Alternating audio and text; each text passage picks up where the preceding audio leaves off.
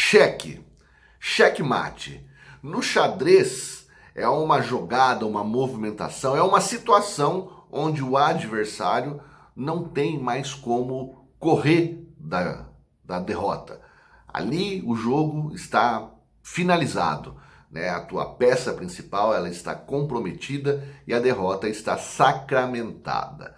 Falando muito superficialmente, numa linguagem muito simples. E eu trago essa linguagem aqui para vocês, porque muitas das pessoas que criticam Bolsonaro falam que tem um xadrez 4D para tentar justificar as ações do presidente da República por conta do todo o histórico, de tudo que ele vem fazendo durante o seu mandato, tirando o sarro como se fosse um xadrez que a gente nunca compreenderia onde ele quer chegar. E eu venho aqui, meus amigos, trazer para vocês o porquê que sim, Bolsonaro é um xadrista, um estrategista, e nós estamos aí a ponto de vencer o jogo. Vencemos? Ainda não, mas estamos a um passo de vencer o jogo. Então, por isso eu peço que você continue aqui no vídeo, eu quero explicar tintim por tintim, porque o pano de fundo, né, o tema central que eu vou trazer para vocês, são as manifestações que ocorreram por todo o país hoje, do povo brasileiro pedindo o voto impresso auditável. Mas por que que nesse momento a gente está se aproximando da vitória? Sendo que em tantos e tantos momentos, durante todo esse período, a gente também foi às ruas. O que que tem de diferente nessa manifestação de hoje do povo brasileiro? Há diferenças e para isso a gente precisa construir uma espécie de linha do tempo. Então, vamos lá. Aliás, se ao final do vídeo você concordar com os pontos que eu trouxe aqui para vocês, você dá o seu joinha aí no vídeo, deixa o seu comentário e principalmente compartilhe esse vídeo com as pessoas que em determinado momento do governo Bolsonaro duvidaram dele, ou até mesmo hoje estão duvidando de alguma maneira, né? É normal que as pessoas tenham dúvida, né? É tanta ansiedade para que a gente possa colocar em prática aquilo que o Brasil precisa, né? Mas é importante não só torcer, mas o importante é você não cair na narrativa do sistema, da imprensa, da mídia, que fala tanta besteira do Bolsonaro, que você vai estar fazendo exatamente o jogo deles. Mas vamos lá. Eu vou falar assim de uma forma muito simples para que todos possam me entender. Quando o Bolsonaro se candidatou à presidência da República, ele falava o que vinha à mente, falava com a verdade, falava com o coração, com a alma. E muitas pessoas, e de repente até mesmo o Bolsonaro, imaginava que muitas daquelas coisas que eram ditas seriam, com muito esforço, mas seriam possíveis fazer de uma hora para outra. Mas não. Tanto é que no início do seu governo, muito fala-se por aí, e pelo que eu pude levantar, é verdade, houve um movimento muito forte para poder derrubar Bolsonaro. E naquele momento, Bolsonaro passa a mudar o seu comportamento, ser um pouco mais comedido, falando menos, mas não deixando de falar, mas falando menos, fazendo algumas mudanças na sua estratégia de jogo, tirando algumas peças do seu governo, colocando outras, se aproximando, né, trazendo para próximo de si militares, ok? E vamos lá. Você que me acompanha há muito tempo sabe que no início eu também, com o ímpeto de que as coisas se resolvessem rapidamente, a impressão da gente que é torcedor de fora, de falar assim, mas por que o exército não vai lá e não resolve isso, né? A gente não sabe como que funcionam as coisas nos bastidores, então a gente fica aquela torcida leiga, né? E isso fez até com que eu criticasse em determinados momentos, né? Só que sempre com aquele negócio, olha, é estranho isso daí, mas vamos lá, eu confio no Bolsonaro, né? E à medida que Bolsonaro, como eu falei para vocês, trouxe para próximo de si algumas peças do exército, e a gente também foi tendo acesso a algumas informações, a gente percebe o quão enxadrista, o quão estrategista ele é. Muito mais do que a gente pudesse imaginar. Eu não sei você, mas eu confesso que eu me surpreendi, né? O que eu quero dizer para vocês, meus amigos, a partir daquele momento onde Bolsonaro mudou um pouco a sua estratégia, e para muitas pessoas ele começou a afrouxar. E aí começou aquele negócio dentro da própria direita, né? Mas ele é frouxo, ele não vai para cima, ele tá fazendo isso, fazendo aquilo.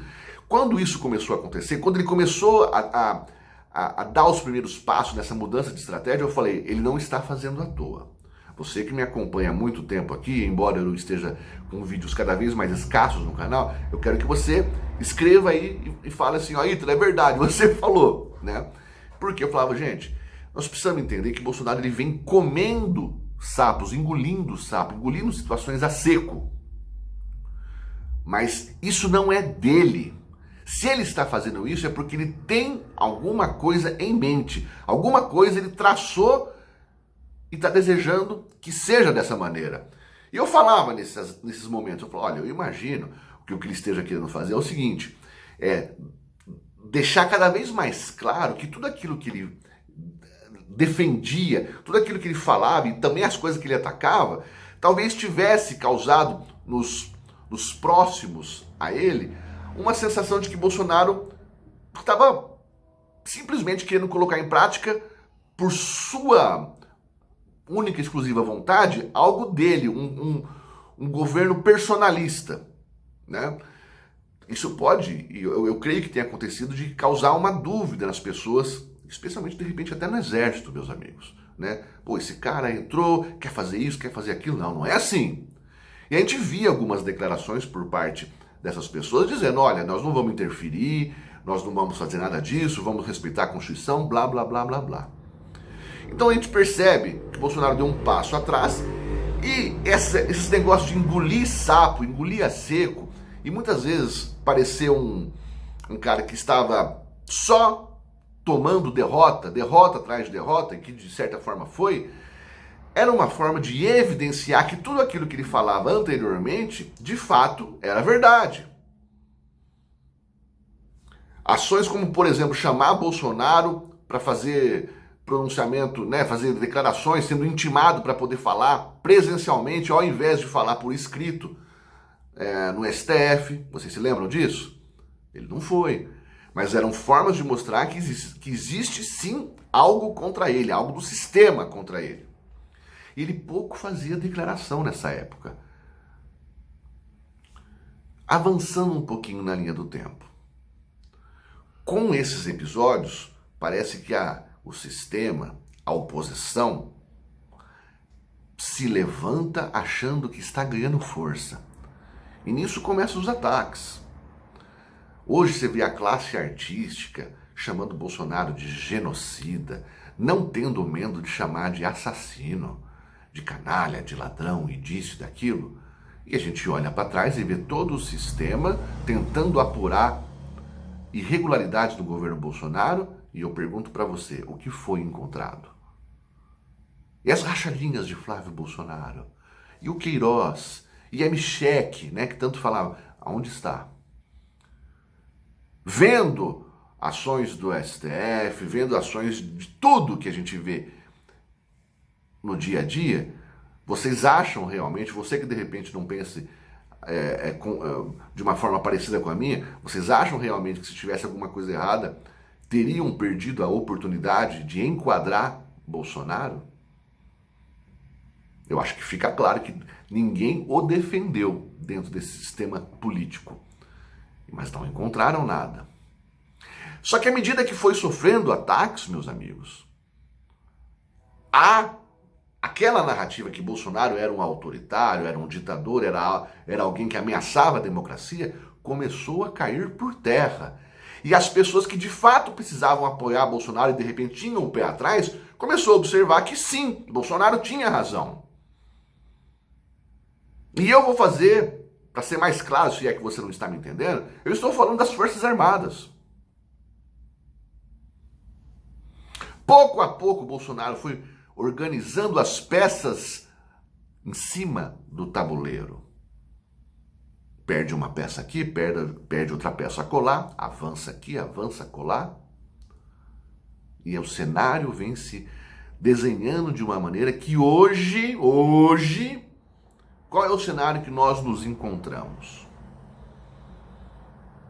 Nós temos o povo pedindo o voto impresso, auditável, logo após uma live do presidente Bolsonaro, onde ele coloca de forma muito assertiva indícios de fraudes nas eleições.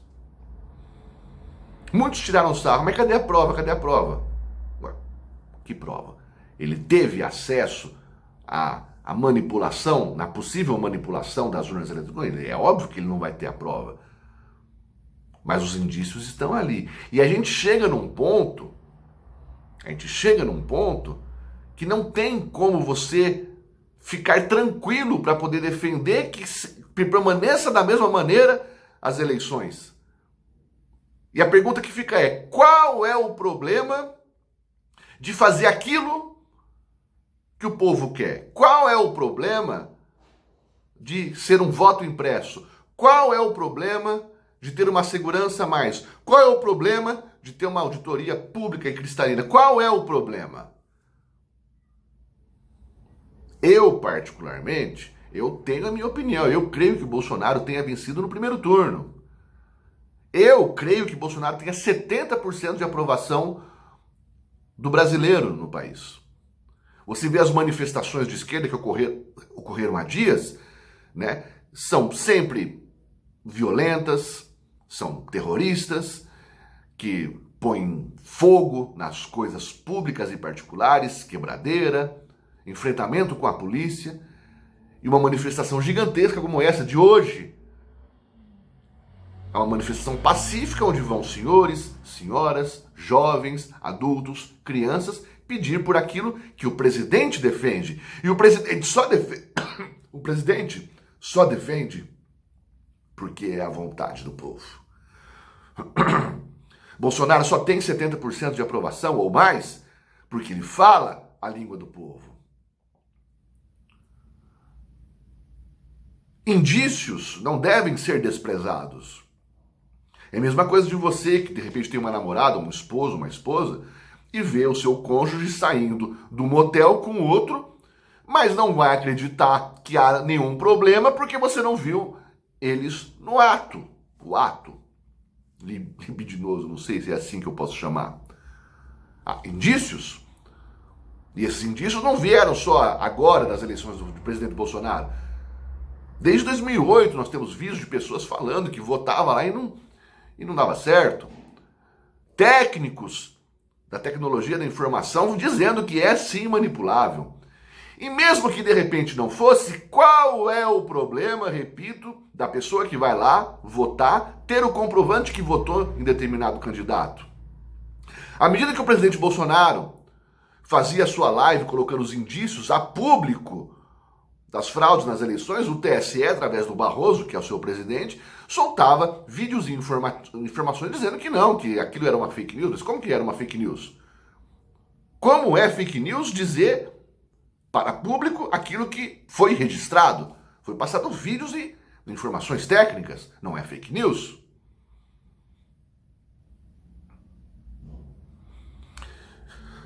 Eu, como cidadão, acho estranho que você vá ao canal do YouTube do TSE e você vê vídeos do Barroso falando sobre a segurança das urnas eletrônicas no Brasil na linguagem francesa e espanhola, ou castelhana, não sei. Eu pergunto, a que público ele quer atingir? Qual é o objetivo do ministro Barroso, presidente do TSE, em passar para o mundo, em todas as linguagens, em inglês também, que as urnas do Brasil são confiáveis? Eu acho que essa preocupação com a transparência ou com a mensagem que quer ser passada por parte do TSE seria muito mais válida se ele fosse aos 4 cantos do país visitar as pessoas e perguntarem para essas pessoas que moram numa tapera, que moram numa casa humilde, que moram na rua, que moram numa casa grande, numa casa pequena, numa casa média, perguntar: existe hoje no Brasil uma discussão se a gente deve fazer um avanço na segurança das urnas, que é quando a pessoa votar, ela tem o comprovante que ela votou naquele determinado candidato. E fazer a auditoria de forma transparente, cristalina e não sigilosa. e receber o feedback dessas pessoas. E por fim, não prevalecer a sua opinião ou intenção, e sim a opinião do povo. Afinal, tanto acusam Bolsonaro de ameaçar a democracia. Se realmente as pessoas estão dispostas ou interessadas em respeitar a democracia, por que não fazer valer a opinião do povo, ainda que seja contrária à sua? O ministro Barroso, as pessoas têm direito de pensar o que quiser, mas não podem contrariar a decisão do povo. São invioláveis, são 100% seguras as urnas eletrônicas. Ok, mas não basta ser segura, tem que parecer ser segura, e o povo desconfia. Se desconfia, existe um método para diminuir ou acabar com essa desconfiança, por que não o fazer? E o povo está indo para a rua. E voltando a Bolsonaro, ele mudou o tom. Quem me acompanha no Twitter sabe que eu escrevo praticamente diariamente lá. Bolsonaro mudou o tom. A sensação que me passa é que ele se sente mais dono da situação, a ponto de endereçar mensagens diretamente a Barroso e a qualquer pessoa que seja. Parece que ele está respaldado. Parece que ele está pronto para uma batalha. E frisa-se, porque ele sempre frisou, dentro das 4 linhas. Um ano antes das eleições, nós temos aí esse problema. E o questionamento de Bolsonaro, e assim de muitos brasileiros, no mínimo, constrangedor as mesmas pessoas que tiraram Lula da cadeia sob justificativa de suspeição do Sérgio Moro ou qualquer outra que seja a questão, essas mesmas pessoas determinarem como será o modelo das eleições e apuração de votos e etc e tal. É no mínimo constrangedor. Quando você pega uma pessoa na rua e fala que é estranho e que parece que há uma intenção de colocar realmente outra pessoa no poder e que isso esteja sendo manipulado pelas pessoas que deveriam defender a Constituição, qual que é o argumento que você vai usar contra essa declaração? Não tem. Você acaba tendo que confiar de olhos fechados nessas pessoas. E o brasileiro não confia. A gente sabe tudo o que aconteceu. Diante dessa sequência de situações de Bolsonaro fazendo o que fez, enfrentando o STF, nominalmente Barroso, e agora, depois disso, o povo indo para as ruas, e nesse ínterim, especialmente aí nos últimos 40, 60 dias, a gente acompanhando manifestações do Exército e de pessoas de clubes militares que são tão criticados por só emitir nota de repúdio e tal. Esses dias o Omar Aziz ele falou que pode fazer 50 notas, e o cara lá falou, do Exército, do clube, não vai ter mais nenhuma nota. Então a medida é o seguinte, acho que até que eu já falei isso aqui em vídeo para vocês, parece ser uma estratégia semelhante à que eu uso aqui em casa. Eu tenho 3 filhos.